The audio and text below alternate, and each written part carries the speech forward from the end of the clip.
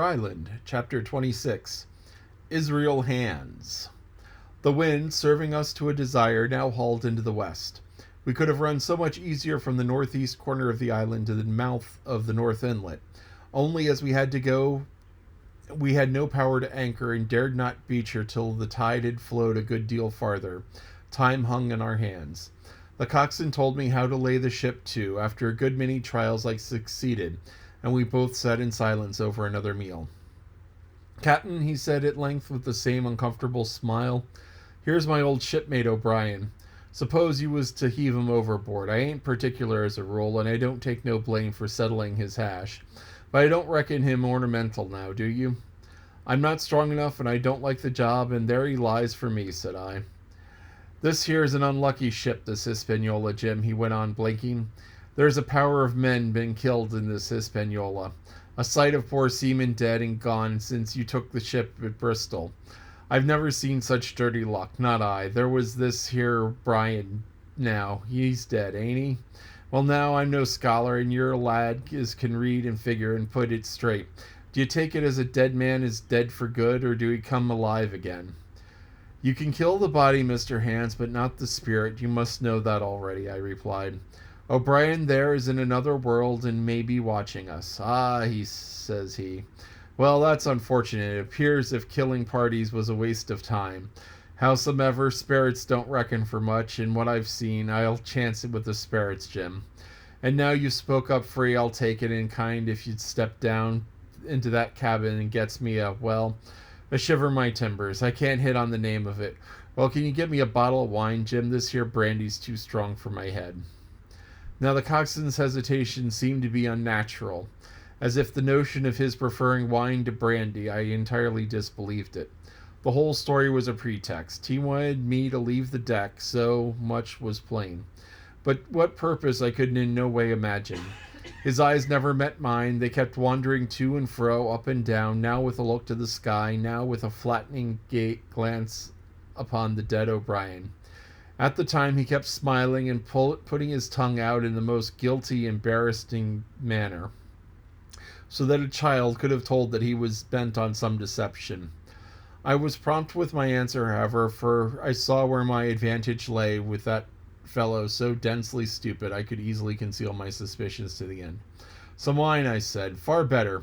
Will you have white or red?" "Well, I reckon it's about blessed same to me, shipmate," he replied. "So it's strong and plenty of it. What's the odds?" "All right," I answered. "I'll bring you port, Mr. Hands, but I'll have to dig for it." With that I scudded down the companion with all the noise I could, slipped off my shoes, and ran quietly along the sparred galley, mounted the forecastle ladder, and popped my head out of the fore companion. I knew he would not expect to see me there, yet I took every precaution possible, and certainly the worst of my suspicions proved true. He had risen from his position to his hands and knees, though his leg obviously hurt him pretty sharply when he moved, for I could hear him stifle a groan, yet it was at a good rattling rate that he trailed himself across the deck. In half a minute he reached the port scuppers and picked, out of a coil of rope, a long knife, or rather a short dirk, discolored to the hilt with blood. He looked under it for a moment, thrusting it forth under his jaw, and tried the point upon his hand. Then, hastily concealing it in the bosom of his jacket, trundled back into its old place against the bulwark. This was all I required to know. Israel could move about. He was now armed, and if he had been at so much trouble to get rid of me, it was plain that I was meant to be the victim. What he would do afterwards, whether he would try to crawl right across the island from the North Inlet to the camp among the swamps, or whether he would fire Long Tom, trusting that his own comrades might come first to help him, was of course more than I could say. Yet I felt sure that I could trust him in one point, since our interests jumped together, and that was in the disposition of the schooner. We desired to leave her stranded safe enough in a sheltered place, so that when the time came she could be off again with as little labor and danger as might be.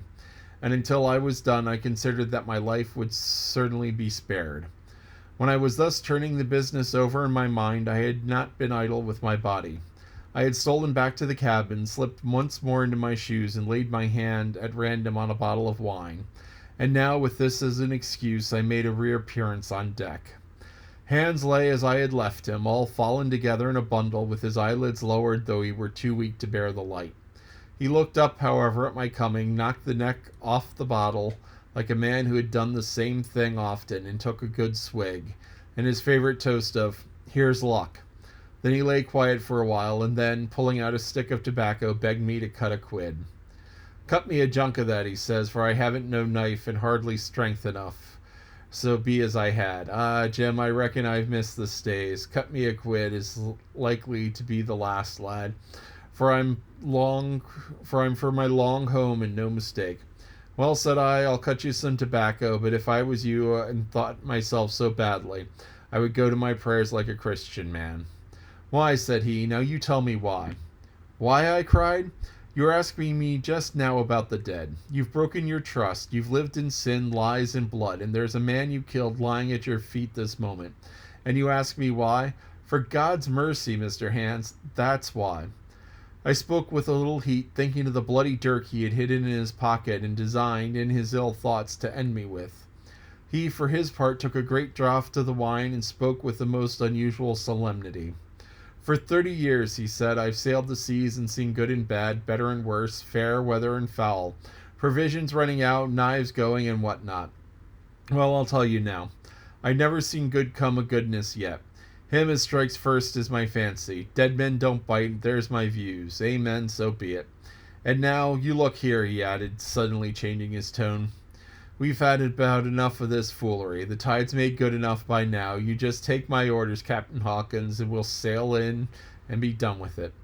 All told, we had scarce 2 miles to run, but the navigation was delicate. The entrance to this northern anchorage was not only narrow and shoal, but lay east and west, so that the schooner must be nicely handled to be got in.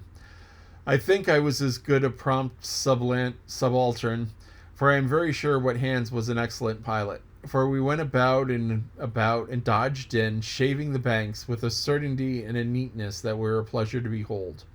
Scarcely had we passed the heads before the land closed in around us. The shores of the north inlet were as thickly wooded as those of the southern anchorage, but the space was longer and narrower, more like, and what was in truth the estuary of a river.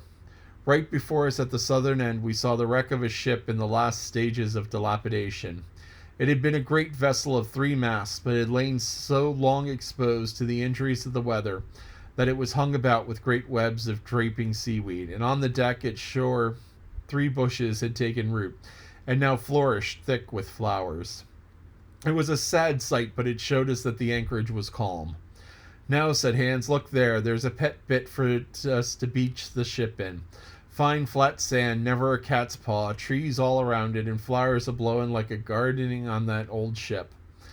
"And once beached," I inquired, "how shall we get her a sail again?"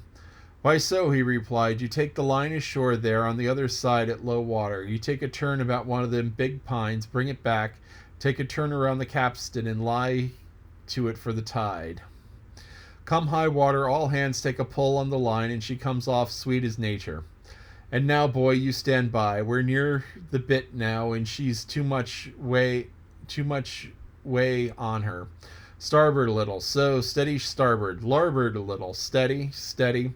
So he issued his commands, which I breathlessly obeyed, till all of a sudden he cried, "Now, my hearty, luff!" and I pulled the helm up hard, and the Hispaniola swung round rapidly and ran stem on for the low wooded shore. In the excitement of these last maneuvers I had somewhat interfered with the watch I had kept hitherto, sharply enough upon the coxswain. Even then I was still so much interested, waiting for the ship to touch, that I had quite forgotten the peril that hung over my head, and stood craning over the starboard bulwarks, and watched the ripples spreading wide before the bows. I might have fallen without a struggle for my life, had not a sudden disquietude seized upon me, and made me turn my head. Perhaps I had heard the creak, or seen his shadow moving with the tail of my eye. Perhaps it was an instinct like a cat's, but sure enough, when I looked around, there was Hans, already halfway towards me with the dirk in his right hand. We must have both cried aloud when our eyes met, but while mine was the shrill cry of terror, his was the roar of fury like a charging bully's. At the same instant he threw himself forward. I leapt sideways toward the bows. As I did so, I let go of the tiller, which sprang sharp leeward, and I think this saved my life, for it struck Hands across the chest and stopped him, for the moment, dead. Before he could recover, I was safe out of the corner where he had me trapped and with all the deck to dodge about in. Just forward of the mainmast, I stopped, drew a pistol from my pocket, took a cool aim, though he had already turned and was once more coming after me, and drew the trigger. The hammer fell, but there followed neither flash nor sound. The priming was useless with seawater. I cursed my neglect. Why had I not long before reprimed and reloaded my only weapons? Then I should not have been, as now, a mere fleeting sheep before this butcher. Wounded as he was, and it is wonderful how fast he could move, his grizzled hair tumbled over his face itself as red as a red ensign with his haste and fury. I had no time to try my other pistol, nor indeed much inclination, for I was sure it would be useless. One thing I saw plainly. I must not simply retreat before him, or he would speedily hold me boxed into the bows, as a moment since he had me so neatly boxed in the stern. Once so caught in 9 or 2 inches of the blood-stained dirk, it would be my last experience on this side of eternity. I placed my palms against the mainmast, which was a goodish bigness, and waited, every nerve upon the stretch. Seeing that I meant to dodge, so he paused, and a moment or two passed in his feints on his part, corresponding movements on mine. It was such a game as I had often played at home about the rocks of Black Hill Cove, but never before, you may be sure, with such a wildly beating heart as now. Still, as I say, it's a boy's game, and I thought I could hold my own against an elderly seaman with a wounded thigh. Indeed, my courage had begun to rise so high that I allowed myself a few darting thoughts on what would be the end of the affair. And when I saw certainly that I could spin it out for long, I saw no hope of any ultimate escape. Well, things thus stood. Suddenly the Hispaniola struck, staggered, ground for an instant in the sand, and then, swift as a blow, canted over to the port side till the deck stood at an angle of 45 degrees, and about a puncheon of water splashed into the scupper holes and lay in a pool between the deck and the bulwark. We were both capsized in a second, and both of us rolled almost together into the scuppers, the dead red Cap, with his arms still spread out, tumbling stiffly after us. So near were we indeed that my head came against the coxswain's foot with a crack that made my teeth rattle. Blow and all, I was the first afoot again, for Hands had got involved with the dead body. Then, suddenly canting out of the ship, had made his deck no place for running on. I had to find some new way of escape, and upon that instant, for my foe was almost touching me. Quick as I thought, I sprang to the mizzen shrouds, rattled up hand over hand, and did not draw breath till I was seated in the cross ties. I had been saved by being prompt. The dirk had struck not a half-foot below me as I pursued my upward flight, and there stood Israel Hands with his mouth open and his face upturned to me, a perfect statue of surprise and disappointment. Now that I had a moment to myself, I lost no time in changing the priming of my pistol, and then, having one ready for service, and to make assurance doubly so, I proceeded to draw the load of the other and recharge it afresh from the beginning. My new employment struck Hands all of a heap. He began to see the dice going against him, and after an obvious hesitation, he also hauled himself heavily into the shrouds. With the dirk in his teeth, began slowly and painfully to mount. It cost him no end of time and groans to haul his wounded leg behind him, and I had quietly finished my arrangements before he was much more than a third of the way up. Then, with a pistol in either hand, I addressed him. "One more step, Mr. Hands," said I, "and I'll blow your brains out. Dead men don't bite, you know," I added with a chuckle. He stopped instantly. I could see by the working of his face that he was trying to think, and the process was so slow and laborious, and my new-found security, I laughed aloud. At last, with a swallow or two, he spoke, his face still wearing the same expression of extreme perplexity. In order to speak, he had to take the dagger from his mouth, but in all else he remained unmoved. "Jim," says he, "I reckon we fouled, you and me. We'll have to sign articles. I'd have you, but there's that for the lurch, but I don't have no luck, not I. And I reckon that I'll have to strike, which comes hand, you see, for a master mariner to a ship's yonker like you, Jim." I was drinking in his words and smiling away, as conceited as a cock upon the wall, when, in all a breath, I went back his hand over his shoulder. Something sang like an arrow through the air. I felt a blow and then a sharp pang, and there I was, pinned by the shoulder to the mast. In the horrid pain and surprise of the moment, I scarce can say it was my own volition, but I was sure that without a conscious aim, both pistols went off, and both escaped out of my hands. They did not fall alone. With a choked cry, the coxswain loosened his grasps upon the shroud and plunged headfirst into the water. This is the end of chapter 26. So Jim was running from Hans, had the guns reloaded, and Hans threw the knife. And see, that's a cool thing about a knife. You could throw it.